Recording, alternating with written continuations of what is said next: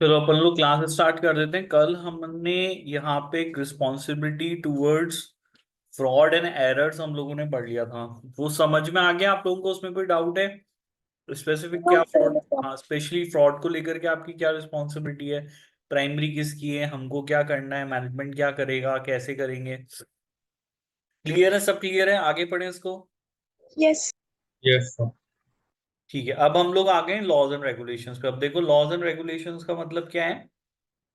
जो भी अब यहाँ पे रिलेवेंट लॉज जो होंगे वो कौन से लॉज होंगे, पहले तो ये समझने वाली बात है। देखो कानून तो बहुत तरह के होते हैं। हमारे लिए जो रिलेवेंट लॉज एंड रेगुलेशंस है वो लॉज एंड रेगुलेशंस है जो बिजनेस के लिए है ना भाई। हमारे लिए वो लॉज एंड रेगुलेशंस रिलेवेंट है जो बिजनेस के लिए है। और वो लॉज एंड रेगुलेशंस जिनका फाइन इम्पैक्ट जो है वो फाइनेंशियल स्टेटमेंट्स के ऊपर पड़ता है। ठीक है, इसके अलावा एक मेजर जो चीज होती है वो बेटा कौन सी चीज होती है? वो होती है कंपनी की गोइंग कंसर्न। क्योंकि कई बार आपके क्लाइंट ने नॉन कंप्लाइंस की है लॉज एंड रेगुलेशंस की, जिसकी वजह से अब उसके बिजनेस को शायद बंद कर दिया जाएगा। तो वो बात तो बतानी जरूरी होगी ना। वो चीज डिस्क्लोज करना तो जरूरी होगा फाइनेंशियल स्टेटमेंट में। वो कोई अमाउंट नहीं है, कोई फिगर्स नहीं है, लेकिन वो इवेंट इंपॉर्टेंट है ना।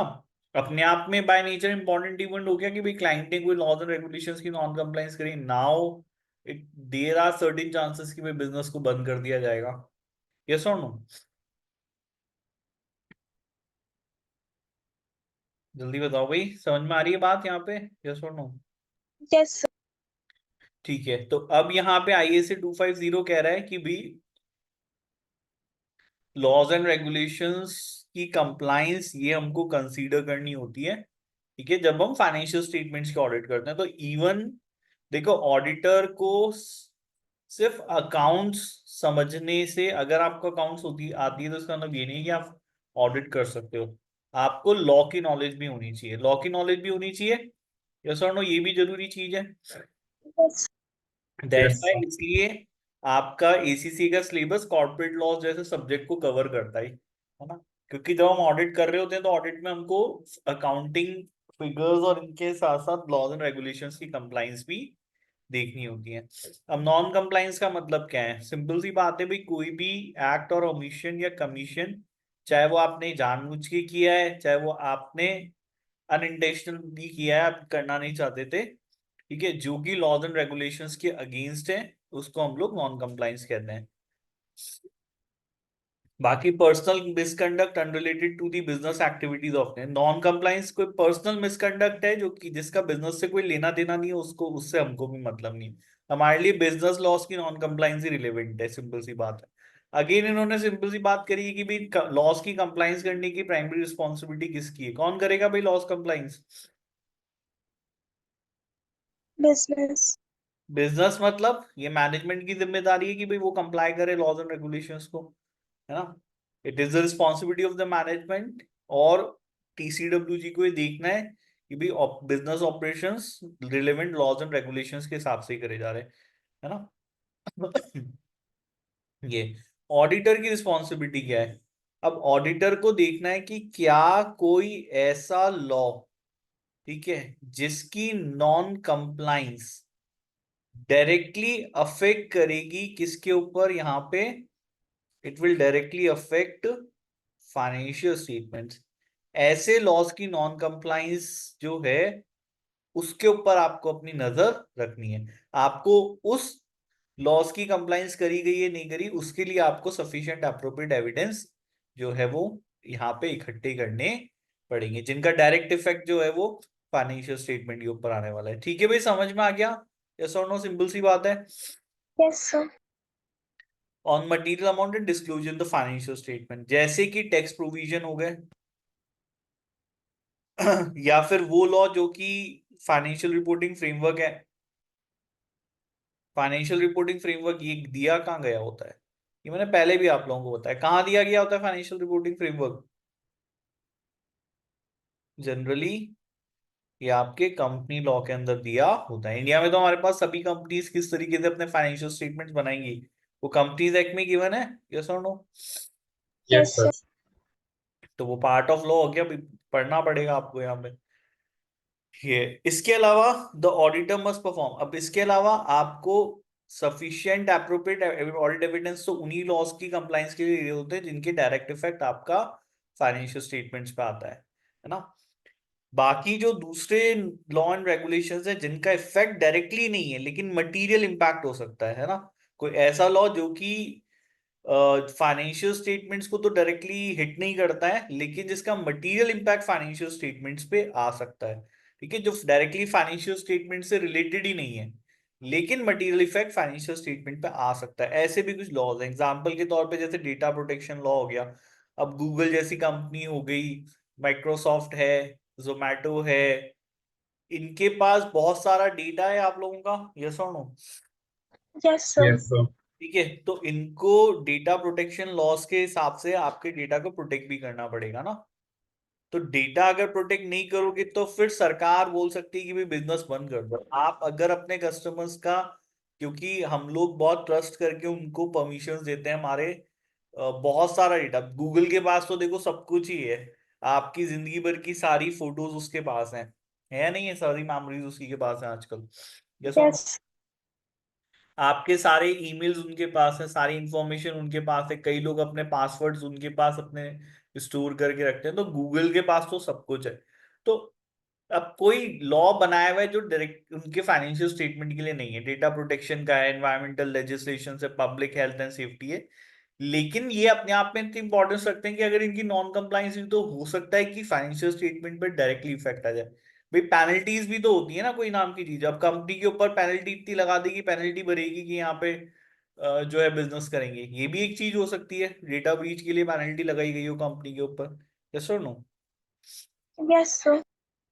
तो ऑडिटर को इस वजह से ऐसे लॉस जिनका डायरेक्टली रिलेशनशिप फाइनेंशियल स्टेटमेंट से तो नहीं है लेकिन जिन लॉस की नॉन कंप्लाइंस की वजह से एक मटेरियल इफेक्ट फाइनेंशियल स्टेटमेंट्स के ऊपर आ सकता है, ऐसे लॉस को भी के लिए भी प्रोसीजर्स परफॉर्म करके जो है वो एस नॉन कंप्लायंस के सिनेरियोज आइडेंटिफाई करने चाहिए।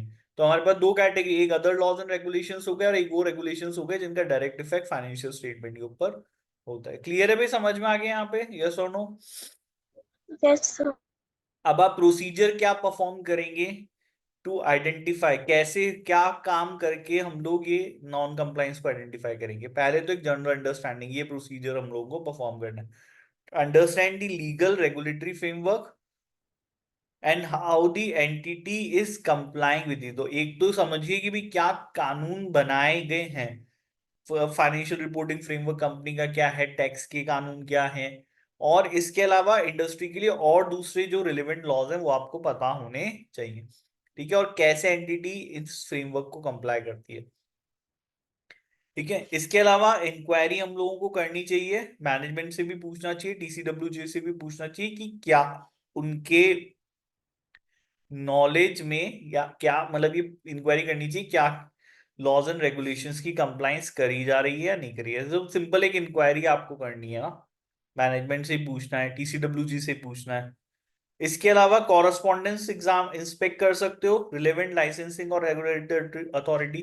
ऑफ कोर्स सी बात है, देखो जब नॉन कंप्लाइंस होगी ना तो सरकार आपको नोटिस दे देगी, भेजेगी, कॉरेस्पॉन्डेंस नोटिस भेजेगी, ये समझो, क्योंकि आपने Yes. नॉन कंप्लाइंस करी है। तो अब आप तो कोई डॉक्यूमेंट मांगोगे तो आपका क्लाइंट आपको मना नहीं करेगा ना, वो दे उसको देना ही पड़ेगा, उसकी रिस्पॉन्सिबिलिटी। तो आपको रेगुलेटरी अथॉरिटी से किए गए कॉरेस्पॉन्डेंस अपने क्लाइंट से मांगने चाहिए और उसको इंस्पेक्ट करना चाहिए, उनसे ये चीज आइडेंटिफाई हो सकती है कि क्या कोई नॉन कंप्लाइंस करी गई है नहीं करी। सिंपल है चीजें, यहाँ पे समझ में आ रहा है, प्रोसीजर सिंपल है, Yes, sir. ठीक है। तो आपने क्या क्या कर लिया यहाँ पे, आपने एक जनरल अंडरस्टैंडिंग ले ली कि भाई क्या लॉ है, रेगुलेटरी फ्रेमवर्क क्या है, आपने ये समझ लिया कि एंटिटी एक ऐसे कंप्लाई करती है, आपने मैनेजमेंट टीसीडब्ल्यूजी से पूछ लिया कि वो कंप्लायंस कर रहे नहीं कर रहे, आपने लाइसेंसिंग और रेगुलेटरी अथॉरिटीज की कॉरेस्पॉन्डिंग को इंस्पेक्ट कर लिया। इसके अलावा ये कह रहे हैं कि आपको अलर्ट रहना चाहिए, ठीक है। तो काम आप कुछ भी कर रहे हो ना, इन्होंने बोला है कि देखो अदर ऑडिट प्रोसीजर, तो हो सकता है मैं कोई सेल्स बुक चेक कर रहा हूँ, मैं परचेज बुक चेक कर रहा हूँ, या मैं कोई दूसरा कोई काम कर रहा हूँ, कोई भी दूसरा काम, तो वहां मुझे अलर्ट रहना चाहिए। हो सकता है कि दूसरे प्रोसीजर्स परफॉर्म करने के ड्यूरेशन में मुझे कोई ऐसा इंस्टेंस सामने आ जाए, कोई ऐसा एविडेंस मिल जाए जो मुझे यहां पर इस बात की तरफ इंडिकेट करें कि कोई नॉन कंप्लायंस हुई है बेटा। ये जरूरी नहीं है कि आप जब स्पेसिफिक प्रोसीजर करोगे तभी वो इंस्टेंस सामने है, कोई और काम करते वक्त भी हो सकते हैं। तो कहने का मतलब बस इतना सा, आपको प्रोफेशनल स्केप्टिज्म अप्लाई करना चाहिए ड्यूरिंग दी ऑडिट। क्लियर है, समझ में आ गया यहाँ पे, यस और नो? Yes, sir. ठीक है, तो ये सब चीजें तो हो गई सिंपल, बहुत जनरल प्रोसीजर है यहाँ पे, कोई बहुत ऐसा कोई कॉम्प्लिकेटेड चीज नहीं है ना? एक सेकेंड,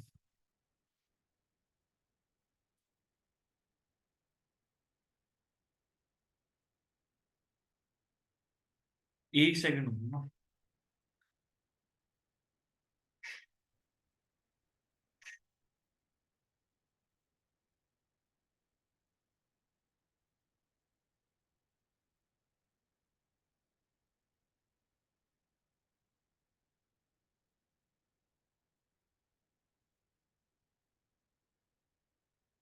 हाँ, तो मैं क्या कह रहा था यहाँ पे, तो आपको अलर्ट रहना है ऐसी पॉसिबिलिटीज के लिए। इसके अलावा रिटर्न रिप्रेजेंटेशन मांगना है, ये आपको करना पड़ेगा।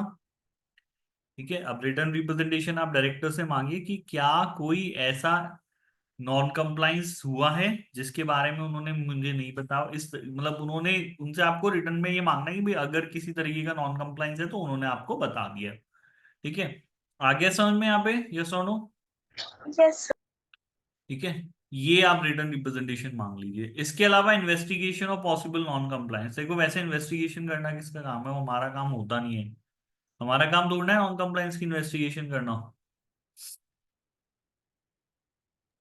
आपका काम नहीं है ना, हम नहीं नहीं. करेंगे ज्यादा डीप में इन्वेस्टिगेशन, हमको करनी भी नहीं है चाहिए। लेकिन अगर आपको दिख रहा है कि पॉसिबल इंस्टेंस है कोई नॉन कंप्लायंस का, then it is required to understand the nature of the act and circumstance in which it is as occur. तो मतलब वो नॉन कंप्लायंस है क्या भाई, नेचर क्या है उसका, और किन परिस्थितियों में हुआ है, ये हम लोग समझने की कोशिश करेंगे, और फर्दर इंफॉर्मेशन मांग के हम लोग उसका पॉसिबल इफेक्ट देखेंगे। क्योंकि देखो अल्टीमेटली हम लोगों को उसके इफेक्ट से ही मतलब है कि भाई नॉन नॉन कंप्लायंस का इफेक्ट क्या आने वाला है।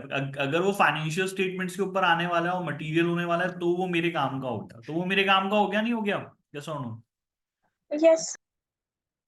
तब बेटा वो मेरे काम का हो जाएगा, अदरवाइज वो मेरे काम का नहीं है। तो इसलिए इन्होंने सिर्फ इतना बोला है कि अगर कोई possible instance of non compliance आपको मिलता भी है तो आपको थोड़ा बहुत इन्वेस्टिगेट करके ये समझना है कि भाई क्या नेचर ऑफ फैक्टर किन सर्कमस्टांसेस में अकर हुआ और उसका पॉसिबल इफेक्ट फाइनेंशियल स्टेटमेंट्स पे क्या आने वाला है।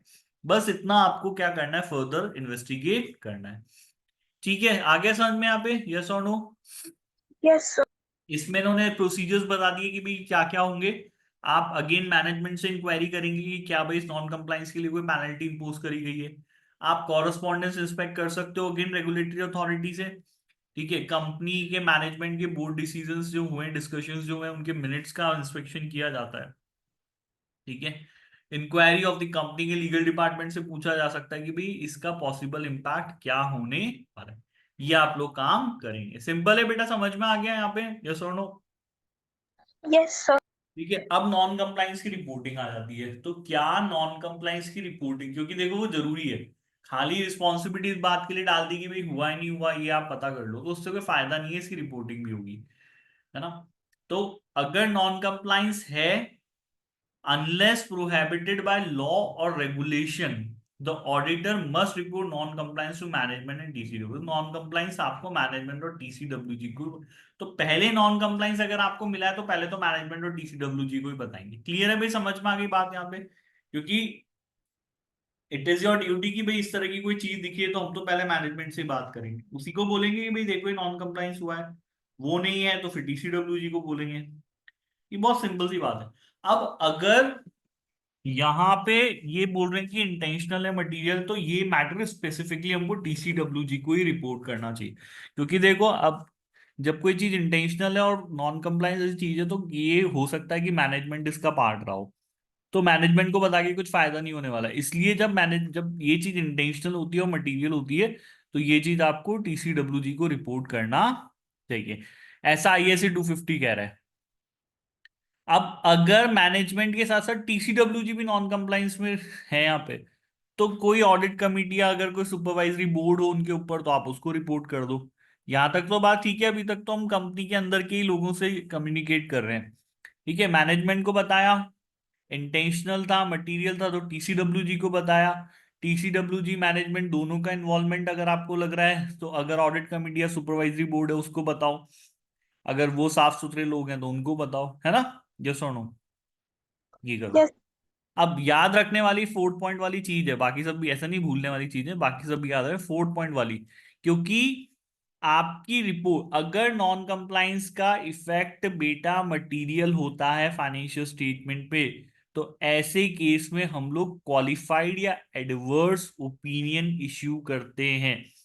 ये चीज आपको ध्यान में रखनी पड़ेगी, क्योंकि कोई क्वेश्चन आएगा, वहां कोई नॉन कंप्लाइंस आपको दिया जाएगा, वो आइडेंटिफाई होगा, उसका मटेरियल अगर इम्पैक्ट अगर मटेरियल है फाइनेंशियल स्टेटमेंट में, तो आपके आंसर में ये चीज आनी चाहिए कि हम अपनी रिपोर्ट को जो है वो चेंज करेंगे, मतलब उसमें हम लोग मॉडिफिकेशन करेंगे और एक क्वालिफाइड और एडवर्स ओपिनियन देंगे। आईएसए 250 कह रहा है।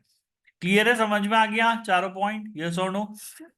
यस yes, अब यहां तक तो बात हो गई मेरी और कंपनी की, लेकिन क्या मुझे कंपनी के बाद थर्ड पर्सन को भी ये रिपोर्ट करना है क्या? ये जिम्मेदारी है या नहीं, ये लॉ के ऊपर है, तो वो आपको लॉ समझना पड़ेगा, whether they have any legal और एथिकल रिस्पॉन्सिबिलिटी। तो क्या लीगल, अब लॉ बना हुआ है, लॉ पढ़ोगे, उसमें अगर ये चीज लिखे कि भाई ऑडिटर की जिम्मेदारी है, नॉन कंप्लाइंस हुई है तो अथॉरिटी को रिपोर्ट करे, तो ऐसे केस में लॉ देखना बहुत जरूरी है। तो अगर रिक्वायर्ड है तो आपको थर्ड पार्टी मतलब रेगुलेटरी अथॉरिटी को रिपोर्ट करना पड़ेगा। क्लियर है, समझ में आ गया यहाँ पे, यस और नो। Yes sir. yes, अब एक नॉकलर करके एक रिक्वायरमेंट है इन एडिशन टू आईएसए 250। तो हमारी लॉज एंड रेगुलेशंस को लेकर के जो जिम्मेदारियां हैं, वो आईएसए 250 के उसके बारे में बात करता है। स्टैंडर्ड ध्यान रह जाएगा ये वाला आईएसए 250, यस और नो।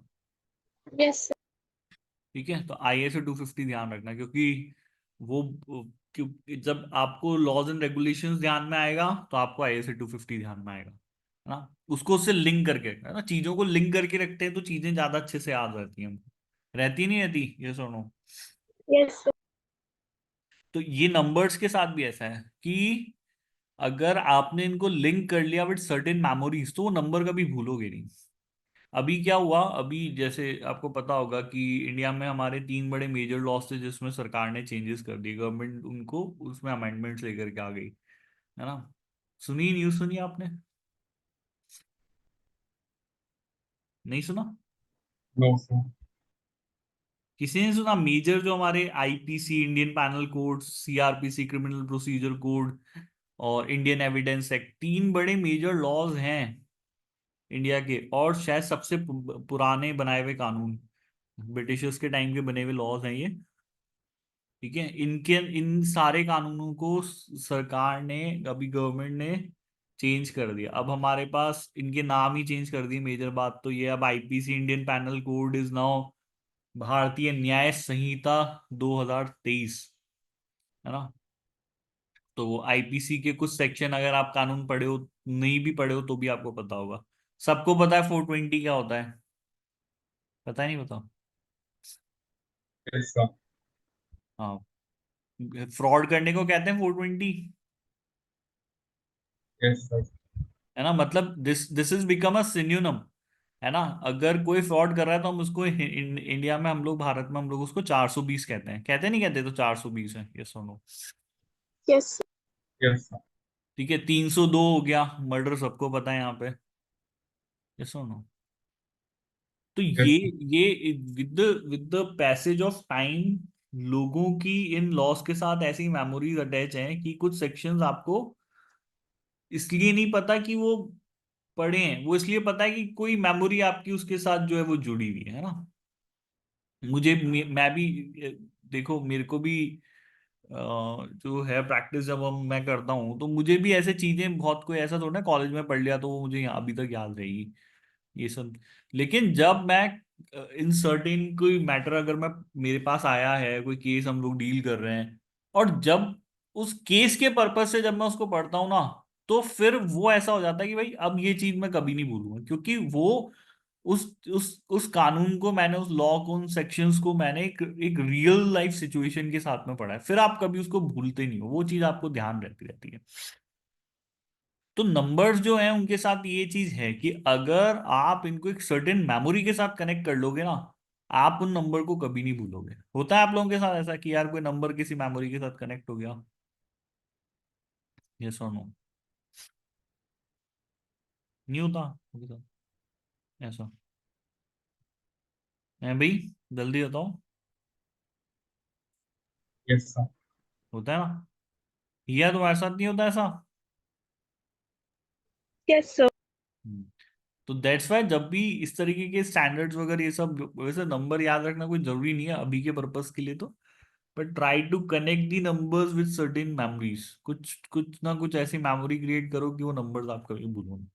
इसलिए चलिए बैक टू द टॉपिक। तो हम बात कर रहे थे कि भाई देखो, लॉज एंड रेगुलेशंस की बात आईएएस 250 यहाँ पे करता है, लेकिन आईएएस 250 जो है वो हमारे आईफेक्ट, जो इंटरनेशनल फेडरेशन ऑफ अकाउंटेंट्स है, और उसके अंडर हमारा जो बोर्ड है आईएएस भी, उनको ऐसा लगा कि आईएएस 250 इज नॉट सफिशिएंट। तो हम उन्होंने क्या किया, उन्होंने कुछ एडिशनल यहाँ पे रिस्पॉन्सिबिलिटीज क्रिएट करी।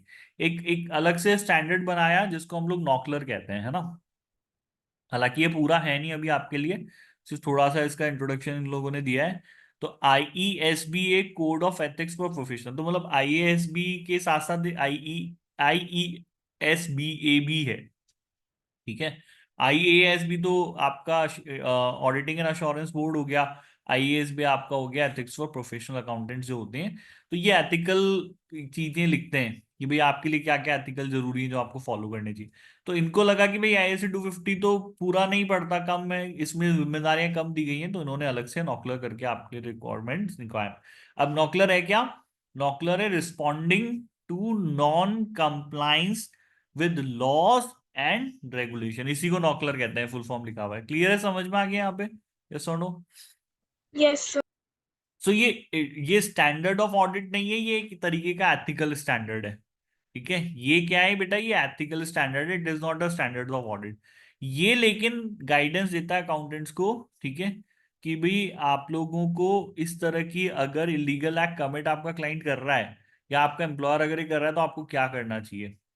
ठीक है, the additional requirement have been introduced to address concern that the duty of confidentiality was acting as a barrier to the disclosure of potential knockler to public authorities. In appropriate circumstances, advocates are, auditors were resigning from client relationship without knockler issues being appropriately addressed. तो हो ये रहा था कि भाई जैसे ही आपके अपने क्लाइंट को पता चला कि भाई नॉन कंप्लाइंस जैसे इश्यूज हैं, तो कॉन्फिडेंशियलिटी की वजह से वो फिर बता भी नहीं पाते थे, तो वहां से रिजाइन कर दिए थे। दैट्स वाई स्टैंडर्ड्स को इंट्रोड्यूस करना जरूरी हो गया। अब नॉकलर आपकी जिम्मेदारी सेट आउट करता है to identified or suspected non-compliance, communicating identified or suspected non-compliance with other auditors, documenting identified suspected non-compliance। तो ये इन चीजों के लिए, मतलब ये है नहीं, बहुत ज्यादा डिटेल में नहीं पढ़ना, बस इतना इन लोगों ने बताया। तो एक तो आपकी आइडेंटिफाइड नॉन कंप्लाइंस को लेकर के कैसे आप रिस्पॉन्ड करोगे, वो जिम्मेदारी हो गई। कम्युनिकेशन हो गया, ठीक है, विद अदर ऑडिटर्स, और इसके अलावा नॉन कॉम्प्लाइंस को डॉक्यूमेंट करने को लेकर के जिम्मेदारी। बस इतना इन लोगों ने यहाँ पे बताया, ज्यादा डिटेल में नहीं। आया भाई समझ में? क्लियर है यहाँ पे? यस और नो? Yes, sir. ठीक है। एम ये है कि भाई मैनेजमेंट और टीसीडब्ल्यूजी इस चीज को लेकर के अर्लियर रिस्पॉन्स करें, टाइमली इंटरवेंशन हो पब्लिक अथॉरिटीज का। ठीक है, ताकि एडवर्स कौन, ताकि स्टेक होल्डर्स को नुकसान होने से बचाया जा सके, जनरल पब्लिक को नुकसान होने से बचाया जा सके, इसके लिए हम लोगों ने ये जो है एथिकल स्टैंडर्ड बनाया। बस इतना सही उन्होंने बनाया। ठीक है भाई, समझ में आ गया यहाँ पे? यस और नो? Yes, sir. क्लियर? ये हमारा लॉज एंड रेगुलेशंस हो गया। नेक्स्ट हमारा जो स्पेसिफिक रिस्पॉन्सिबिलिटी, वो बेटा क्वालिटी मैनेजमेंट को लेकर के। ठीक है, क्या ऑडिट अच्छे से करनी चाहिए नहीं चाहिए, ये बताओ। करना चाहिए? यस सर, अच्छे से करना चाहिए। है ना? करना चाहिए सर, अच्छे से करना चाहिए। कैसे करेंगे अच्छे से? कैसे करोगे अच्छे से? ये कैसे तय होगा कि आपने अपनी ऑडिट अच्छे से करी है नहीं करी? आप कैसे खुद कैसे ये मेजरमेंट करोगे? Quality standards. वो तो क्वालिटी स्टैंडर्ड्स तो अलग हैं। हमारे काम का मेजरमेंट कैसे होगा? वो स्टैंडर्ड से ही तो होगा ना। हमारे ऑडिटिंग के स्टैंडर्ड्स के हिसाब से अगर काम किया है तो क्वालिटी अच्छी होनी चाहिए। यही है बस, सिंपल सिंपल सी बात है। इतनी सी बात ही है। यही है, यस और नो? Yes sir. हाँ बस ज्यादा ज्यादा टेंशन लेने वाली बात नहीं। एक सेकंड ना, मैं चार्जर लगा दूं फिर उसको आगे कंटिन्यू कर।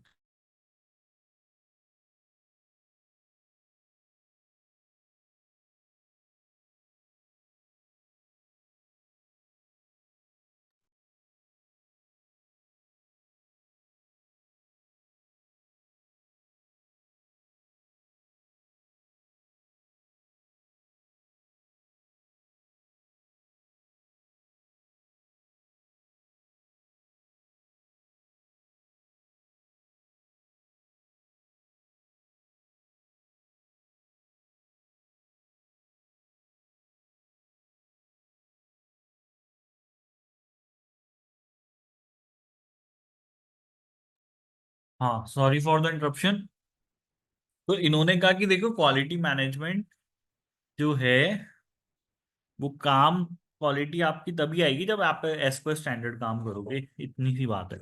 लेकिन फिर भी क्वालिटी मैनेजमेंट में चार इंपॉर्टेंट चीजें। एक एथिक्स है कि भाई काम आपका एथिकली होना चाहिए, एथिकली चीजें करोगे तो क्वालिटी अच्छी आएगी। उसके अलावा दूसरे रिसोर्सेज हैं। तीसरी आपकी परफॉर्मेंस है। और उसके अलावा फोर्थ जो पॉइंट इन लोगों ने डिस्कस किया वो मॉनिटरिंग एंड रेमिडिएशन है। चारों को एक एक करके। तो एथिकल रिक्वायरमेंट्स तो हम ऑलरेडी, इन्होंने कहा कि भाई हमको आपको चैप्टर 4 में पढ़ा के आ गए। वहां से पता है कि वहीं से देखो, पहली क्वालिटी वहीं से है। अगर आपकी इंडिपेंडेंस और ऑब्जेक्टिविटी को थ्रेट है और आपने उस पर ध्यान नहीं दिया, तो ऑफ कोर्स ही बात है वो ऑडिट आपके अच्छे से नहीं होगी, वो खराब ही होगी ऑडिट। होगा नहीं होगा? यस और नो? Yes sir. तो पहली चीज तो उन्होंने कहा, पहले हमने चैप्टर 4 में आपको पढ़ा दिया कि भैया एथिक्स तो देखते हुए ही चलो, कहीं आपकी ऑब्जेक्टिविटी और इंडिपेंडेंस को थ्रेट तो नहीं है। अब ISA 220 कह रहा है कि भाई क्वालिटी मैनेजमेंट, आप जब फाइनेंशियल स्टेटमेंट्स के ऑडिट करोगे तो इसके अंडर क्वालिटी मैनेजमेंट में एक फर्म जो ऑडिट कर रही है उसको क्वालिटी मैनेजमेंट के लिए सिस्टम बनाने पड़ते हैं। है ना? सिस्टम क्वालिटी मैनेजमेंट के बनाने पड़ेंगे। अब क्लाइंट को भूल जाओ, आपकी बात कर रहा हूं बेटा। किसकी बात कर रहा हूं मैं यहाँ पे? मैं आपकी बात कर रहा हूं। भूल जाओ क्लाइंट को थोड़ी देर के लिए। किसकी बात कर रहा हूं समझ में आ रहा है? यहाँ पे फर्म, जब इन लोगों ने यूज किया वर्ड तो किसको रेफर कर रहे हैं या लोग यहाँ पे? ये क्लाइंट को रेफर कर रहे हैं, आपको रेफर कर रहे हैं?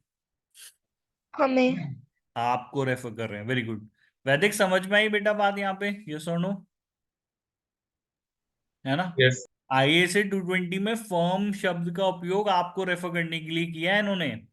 तो ये क्लाइंट को तो भूल जाओ। अब आ जाओ कि भाई फर्म में मैं कैसे काम अच्छे से करूंगा, उसके लिए बनाने पड़ेंगे क्वालिटी मैनेजमेंट के लिए सिस्टम। डिजाइन करने पड़ेंगे, उसे इंप्लीमेंट भी करना पड़ेगा, उसको ऑपरेट भी करना पड़ेगा। ऐसे सिस्टम ऑफ क्वालिटी मैनेजमेंट बनाने पड़ेंगे जो फर्म को रीजनेबल अश्योरेंस दें कि जो ऑडिट करी जाएगी वो प्रोफेशनल स्टैंडर्ड्स के हिसाब से करी जाएगी, लीगल एंड रेगुलेटरी रिक्वायरमेंट को ध्यान में रख के करी जाएगी। क्योंकि मैंने आपको ये बात बोला है, करना है। अब करना तो है सर, लेकिन मैं ये चीज खाली सिर्फ आपके मन के ऊपर नहीं छोड़ सकता कि मन होगा तो कर लेंगे, नहीं होगा तो नहीं करेंगे। We need certain system that will make sure कि ऑडिट हमने as per professional standards, applicable legal and regulatory requirement के हिसाब से करी। आया समझ में? क्लियर है? क्या बनाने पड़ेंगे बेटा? सिस्टम ऑफ क्वालिटी मैनेजमेंट बनाने पड़ेंगे फर्म में। फर्म चलाना कोई आसान बात नहीं है। ठीक है, अभी तक तो क्लाइंट की बात कर रहे थे, आपने ये नहीं किया, आपने वो नहीं किया, कंट्रोल अच्छे नहीं है, ऐसा नहीं है, वैसा नहीं है।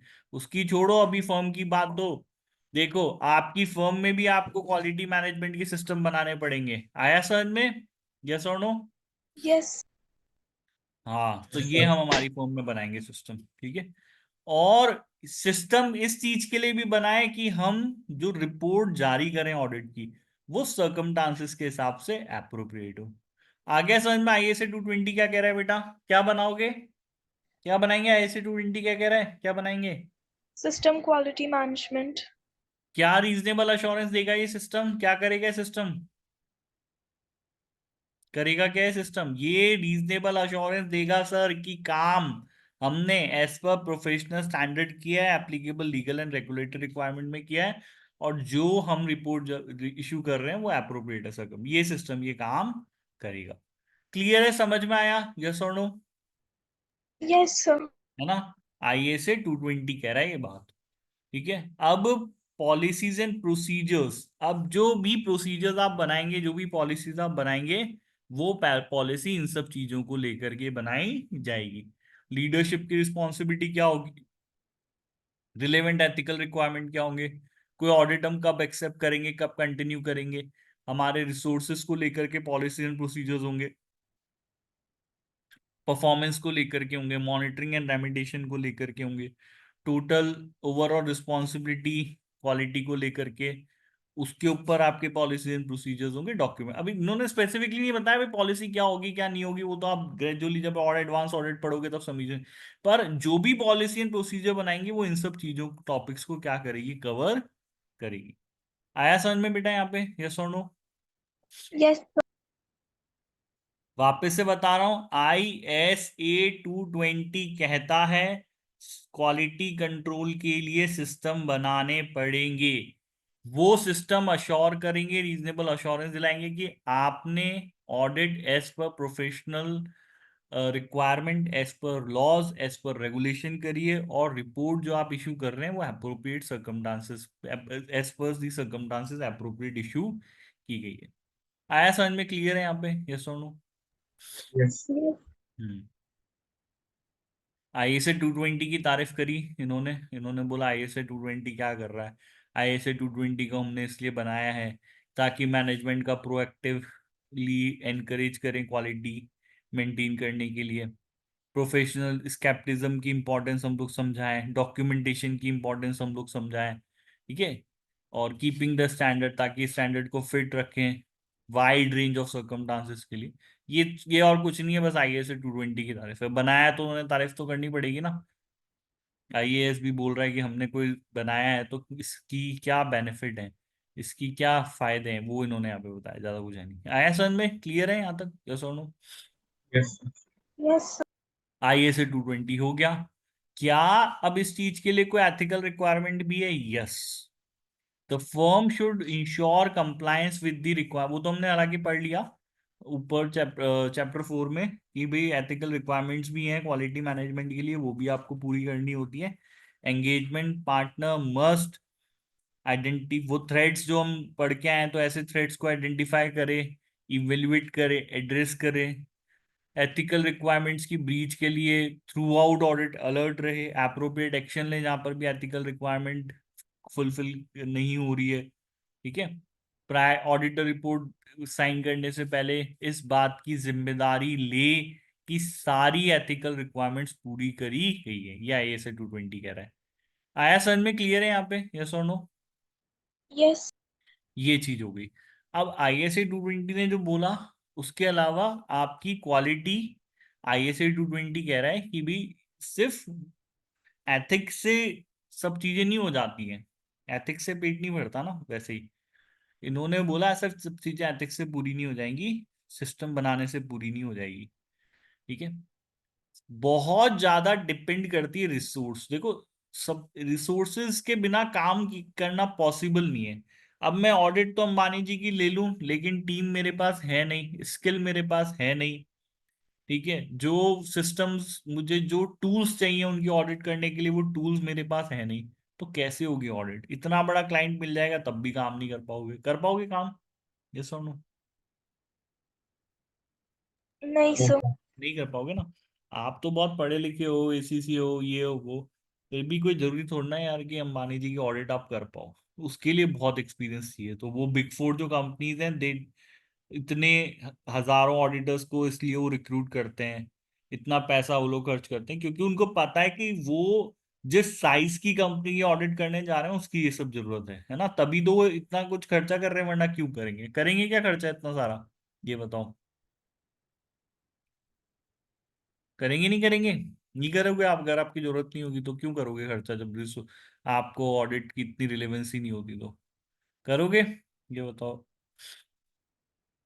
ये कोई फॉर्मेलिटी है क्या ऑडिट, खाली कि ठीक है करवा लिया छोड़ दियो, इसको खत्म करो, ऐसा तो है ही ना, अच्छे से ही करना है काम तो, यस और no, Yes, sir. Yes, sir. Formality ढूंढना है, करान करना पड़ेगा भी, ढंग से करना पड़ेगा आपको काम, तो इसीलिए आपकी क्वालिटी काम की वो किसी भी सिस्टम से ज्यादा इस चीज के ऊपर डिपेंड करती है कि क्या आपके पास उस काम को, उस ऑडिट को कंप्लीट करने के लिए सफिशिएंट एप्रोप्रिएट रिसोर्सेज हैं भी या नहीं। तीन तरीके के रिसोर्स हैं बेटा, human, technology, intellectual. Human resource में आप में और मेरे जैसे लोग आ जाते हैं, ठीक है।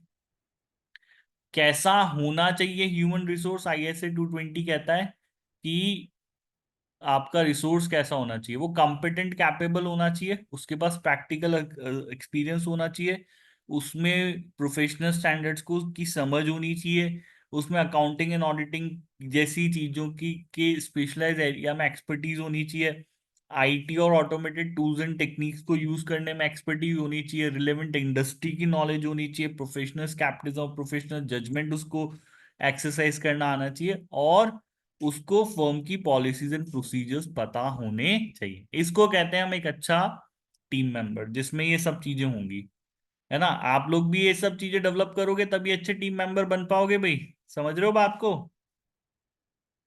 आप अपनी ऑडिट फर्म के लिए रिसोर्स तब हो जब ये स्किल आप में होंगे, एक्सपीरियंस, प्रोफेशनल स्टैंडर्ड्स की समझ, अकाउंटिंग एंड ऑडिटिंग में expertise, IT and automated tools में एक्सपर्टीज।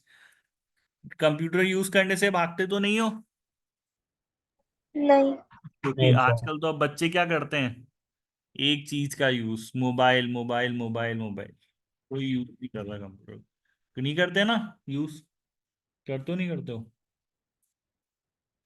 हर चीज मोबाइल पे, कंप्यूटर करता है ना? कंप्यूटर पे। एक्सेल यूज करना जानते हो, Yes, sir. Yes, sir. बहुत इंपॉर्टेंट है। देखो मुझे नहीं पता कि नेक्स्ट 5 इयर्स में इंडस्ट्री हमारी क्या कर रही होगी, कैसे काम कर रही होगी,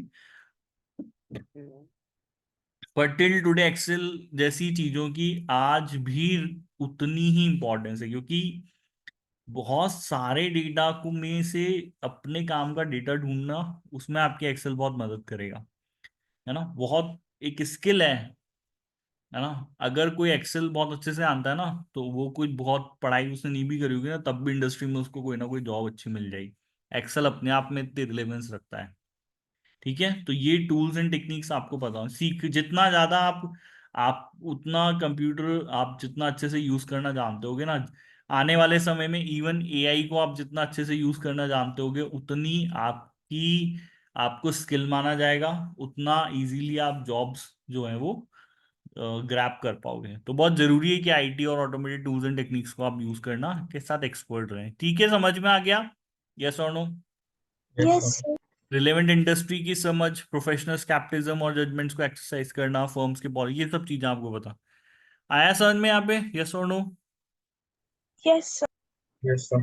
आईएसए 220 ये भी कह रहा है कि अगर आपने काम ले भी लिया और आपके पास अगर इंसफिशिएंट रिसोर्सेज हैं, तो आपको अपनी ऑडिट अप्रोच में चेंज लाना चाहिए, ठीक है। रिपोर्टिंग डेडलाइन के लिए एक्सटेंशन मांगना चाहिए, ठीक है। इसके अलावा आपकी खुद की फर्म के पॉलिसी एंड प्रोसीजर्स क्या कहते हैं वो देखने चाहिए, और अगर हो तो विड्रॉ कर लो भैया, हम आपका काम नहीं कर सकते, हमारे पास रिसोर्सेज नहीं है। क्लियर है बेटा, समझ में आ गया यहाँ पे, यस और नो। Yes. ठीक है। इसके अलावा Yes, sir. टेक्नोलॉजिकल रिसोर्सेज होते हैं, जिसमें वो टेक्नोलॉजी जिससे कि मीटिंग्स कंडक्ट करी जा सकती हैं कंपनी, अभी हम लोग पढ़ कैसे रहे हैं, टेक्नोलॉजी की मदद से ही पढ़ रहे हैं ना, यस और नो। Yes, sir. तो उसी तरीके से जब आप ऑडिटर होगे, बड़ी कंपनी में काम करोगे, तो आपको वीडियो कॉन्फ्रेंसिंग और ये सब टेक्नोलॉजी भी यूज करनी आनी चाहिए, है ना। इसलिए इन सब चीजों के साथ अवेयर रहें। कम्युनिकेशंस के मेथड हो गए, दूसरे ऑटोमेटेड टूल्स एंड टेक्निक्स हो गए। अब ऑडिट आजकल देखो ऐसे नहीं होती है, हालांकि इन्होंने एक चैप्टर दिया है डेडिकेटेडली, वो भी पढ़ेंगे ऑडिट की। बड़ी कंपनीज में जाओगे तो सब काम कंप्यूटर से ही होता है, सब काम कंप्यूटर से ही होता है, यस और नो। Yes, sir. तो ऑडिट भी कंप्यूटर से ही होगी, वो सीखनी पड़ेगी आपको कि कैसे होगी, क्या टूल्स हैं, क्या टेक्निक्स हम लोगों के पास ऑडिट करने के लिए आ गए। वो technological resources and the intellectual resource. अब क्या होता है कि ऑडिट करने के लिए कोई टूल है, टेक्निक है जो कि किसी का पेटेंट हो, तो आप उसको यूज नहीं कर पाओगे ना अनलेस एंड अनटिल वो आपको अलाउ नहीं करेगा यूज करने का। लेनी Yes, पड़ेगी, sir. उसे परमिशन लेनी पड़ेगी। कोई Yes, पेटेंट sir. मेथोडोलॉजी है, कोई पेटेंट टेक्नोलॉजी है। तो अगर किसी ऑडिट में इस तरह की पेटेंट टेक्नोलॉजी और मेथोडोलॉजी की जरूरत हो, तो आपको ये देखना चाहिए क्या वो परमिशंस आपके पास है जिससे आप वो उन टेक्नोलॉजीज को यूज में ले सके। नहीं है तो मना ही करना पड़ेगा ले दे करके काम करने के लिए। आ गया बेटा समझ में? क्लियर है? यस और नो? ये हमारे रिसोर्सेज कंप्लीट हो गए। Yes, sir. Yes, Clear. sir. ठीक है, तो अभी हमने क्या क्या देख लिया कि आपकी क्वालिटी ऑफ ऑडिट वो डिपेंड करती है। एक तो ISA 220 कह रहा है एक सिस्टम बनाना पड़ेगा पॉलिसी एंड प्रोसीजर्स का, दूसरा एथिक्स हो गए, और तीसरी चीज आपके एंगेजमेंट रिसोर्सेज के ऊपर, चौथी चीज अपन कल पढ़ेंगे। ठीक है भाई, समझ में आ गया है यहाँ पे? यस और नो? Yes, sir. ठीक है, वैदिक Yes, समझ में sir. आ गया बेटा? Yes, sir. ठीक है, मोस्ट प्रोबेबली ज्यादा कुछ बचा नहीं है इस चैप्टर में हमारे पास। एक रेमिडेशन एंड वो बचा है, कल कोशिश करेंगे इस चैप्टर को खत्म करने की। ठीक है, Yes, ज्यादा कुछ बचा भी नहीं है इस चैप्टर में, तो कल मोस्ट प्रोबेबली ये चैप्टर हमारा खत्म हो जाएगा, है ना? Okay, yes. sir. चलिए बाय, गुड नाइट, मिलते हैं। Thank Thank you, you, sir. sir.